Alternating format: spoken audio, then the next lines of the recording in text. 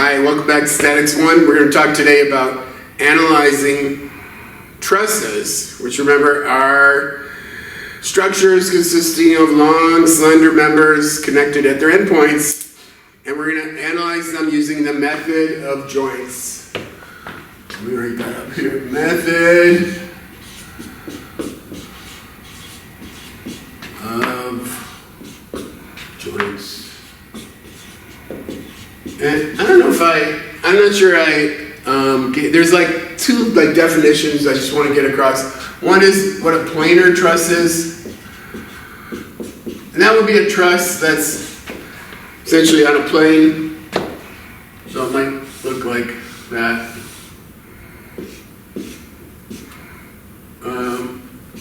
In contrast with like a 3D truss, which usually, so this one, planar truss typically consists of triangles, where a 3D truss would consist of like tetrahedron, which is like 4 triangles put together. That's planar truss. The other concept is, or the other definition is a simple truss. A simple truss consists of combination of triangular elements.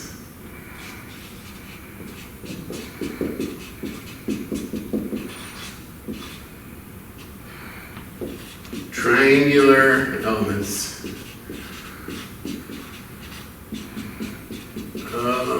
So for example, here's like 1, 2, 3, 4, 5, 6 triangular elements that make up that truss. So that's called a simple truss. All right, so let's talk about method of joints. We are going to use the two assumptions that we talked about last time. The first of which was the joints are pins, or they're pin joints. They're not gusset plates, so they may in fact be a gusset plate. We're going to approximate them as a pin joint. And the other one is that the loads are at joints.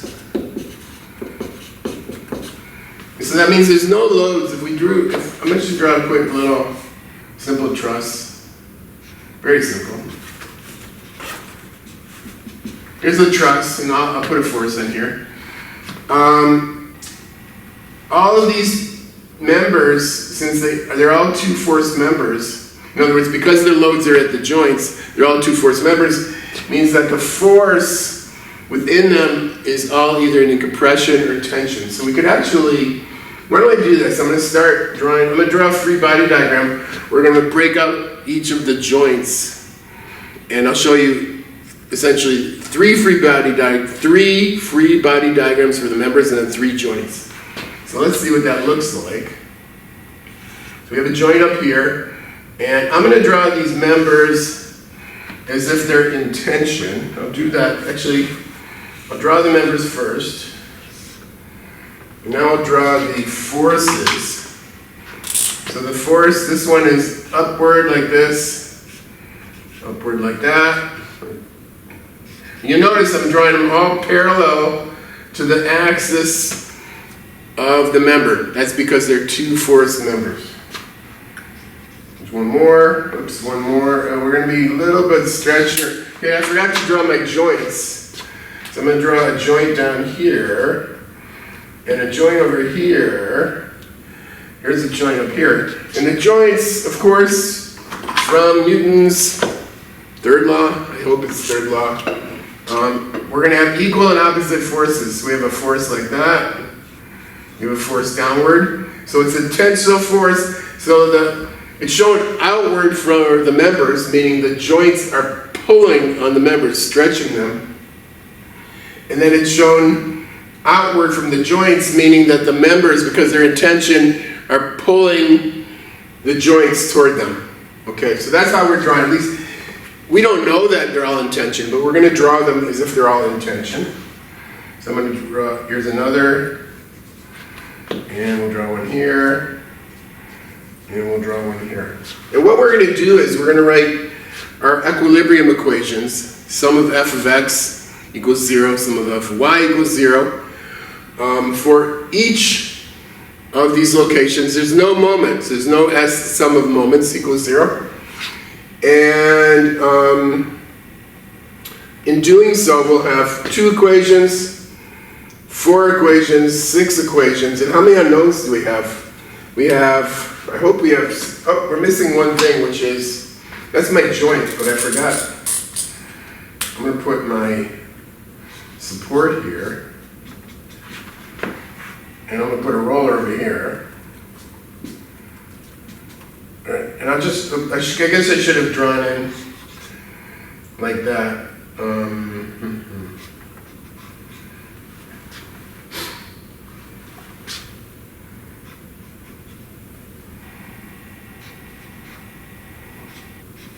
Okay, so here's my hinge support. It has 2 forces on it, and then the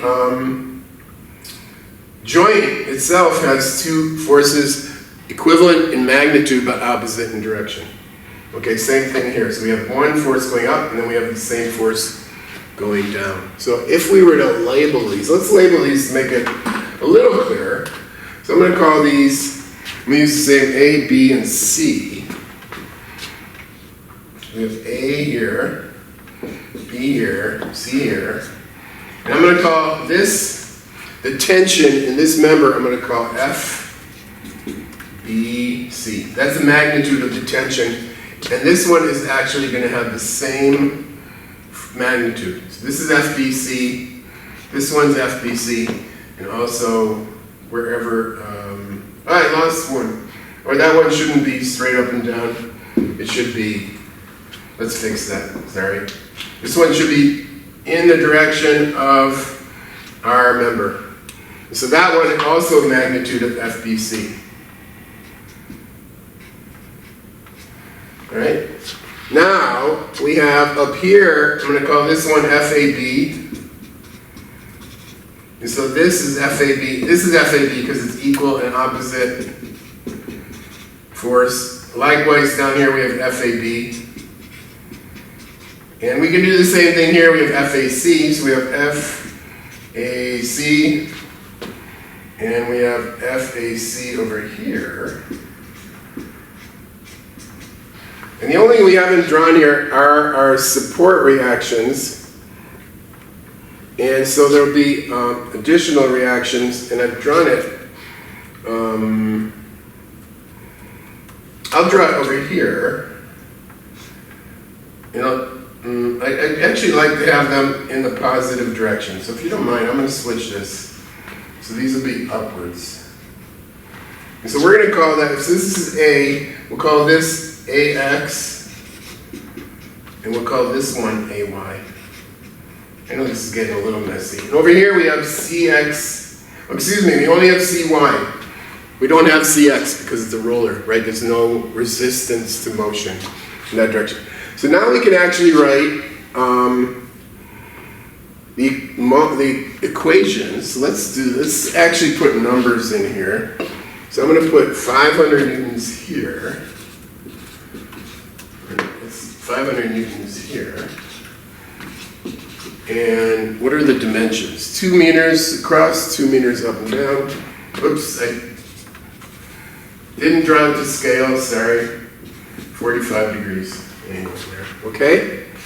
So now let's write our equations. What you typically do is you find one joint where it only has 2 forces, 2 unknown forces. If you do that, then you can solve for both those forces. So this one has 4, that one has 3, this one has 2, right? So let's go with that joint there. So I'm going to write for the B joint, or joint B. We have the sum of our forces in the x direction equals, it's going to be FBC times cos 45 plus 500 newtons. And so we can, and that equals 0. Sorry, let me fix this here. Sum of f of x equals 0 equals all this. So you can see we can solve for FBC, which is going to be equal to FBC equals negative 707 newtons. Why negative? Well, if you have a negative result, it means that the initial direction that you presuppose, and in this case, we presuppose it to be in tension, is wrong. So that actually is in compression. So I'm going to put here 707 newtons, and I'll put it in like that with a C, showing that it's in compression. All right, so let's do the next one. So we're still on the joint B. Sum of the forces in the y direction equals 0. So in this case, we have FAB down, so it's a negative FAB.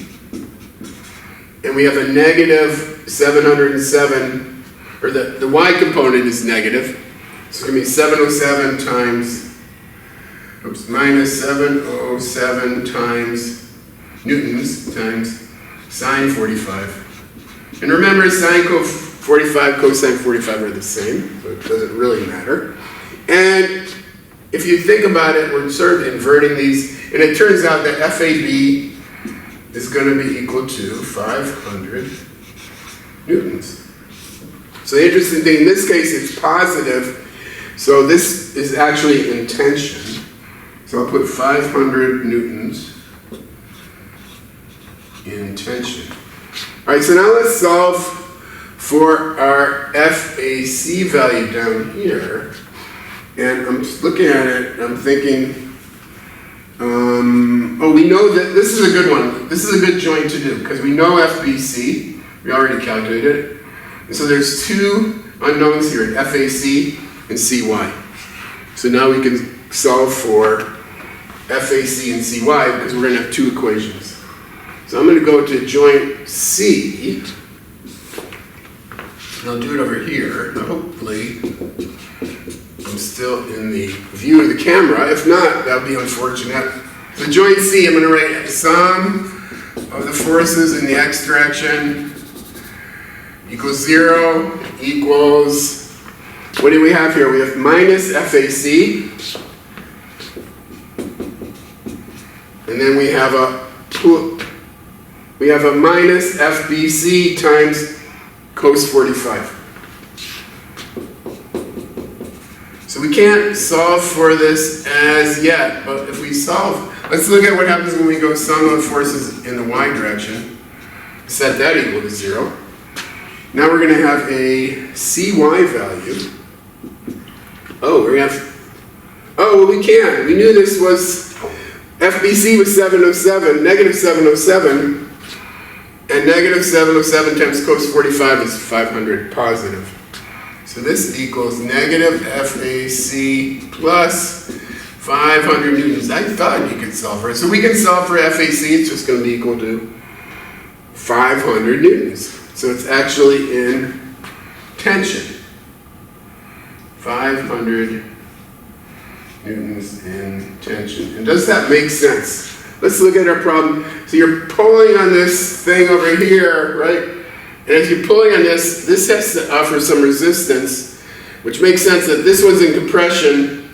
But in order for that to be in compression, this one has to be in tension, because it's holding back while this one's pushing, right? So you have the opposite. That makes sense. And why is this one in tension? Oh, this 500, let's see, let me think about that. Oh, this is pushing that way, so this one has to be pulling in order for that to be in equilibrium. So we like this. So this all makes sense. And if you wanted to, we could solve for our AX, AY, and CY by drawing a free body diagram of the entire structure. Actually, we could have got the CY value here just by evaluating the sum of F and Y equals 0. So that is a good example of method joints. It doesn't get any more difficult than this. Obviously, this one is a single triangular element, and many trusses are going to be complicated. You might like this one, 2, 3, 4, 5, 6. If you had to do that one, it would take you like a much longer time. And usually when we do these, what we'll do is you'll actually probably write out all the equations, and then you'll put it into like a MATLAB or something, and it'll solve them for you. So you don't have to do this kind of tedious algebra to solve the equations. Okay, there's one other little trick with method of joints that I want to talk about. All right, so one thing I told you was that when you're doing the method of joints, always start at the joint that has only two unknown forces, okay? Sometimes you're going to have a truss where there is no location like that. In that case, you're going to solve for the response reactions first, using the methods that we used in the last chapter. Just equilibrium equations for a free body diagram of the entire structure, and solve for those and get the support reactions. And then hopefully, or most likely, you'll be able to find at least one node where you only have two unknowns, and then you'll be able to start from there. And I'll just show you one example of a case where it doesn't. And this is out of your textbook. And there's like a line here. This is a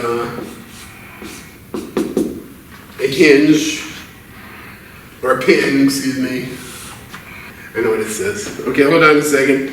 Then we're going to draw a line here, and we have one here, way over here, and it comes over here. And this is a roller over here.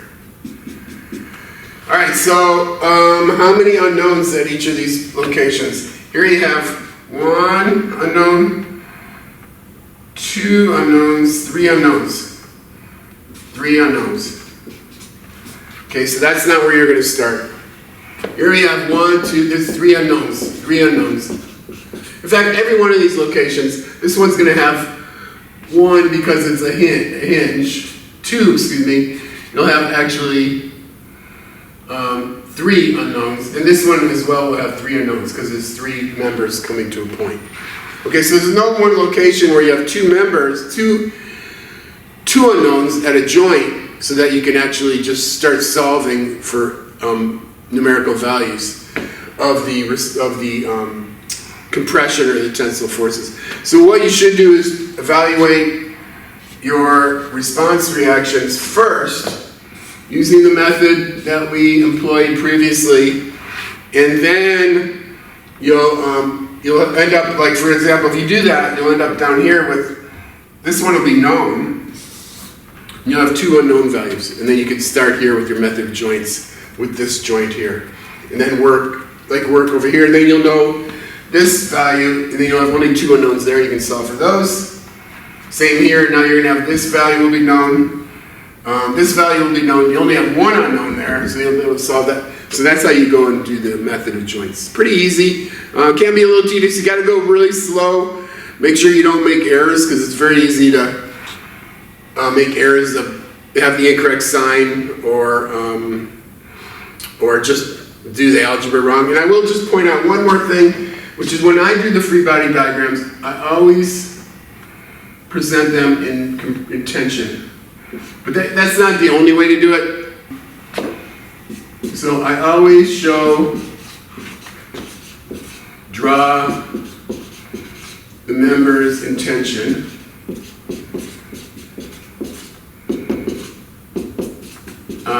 And then if you evaluate and you get a negative number, that means you were wrong. It was actually in compression. The other way to do it is to kind of look at the problem and go, what do I think?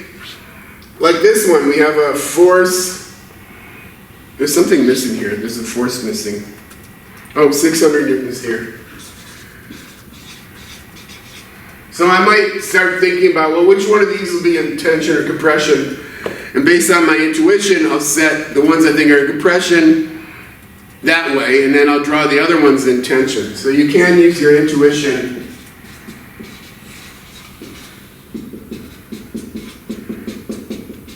to set members in compression or tension.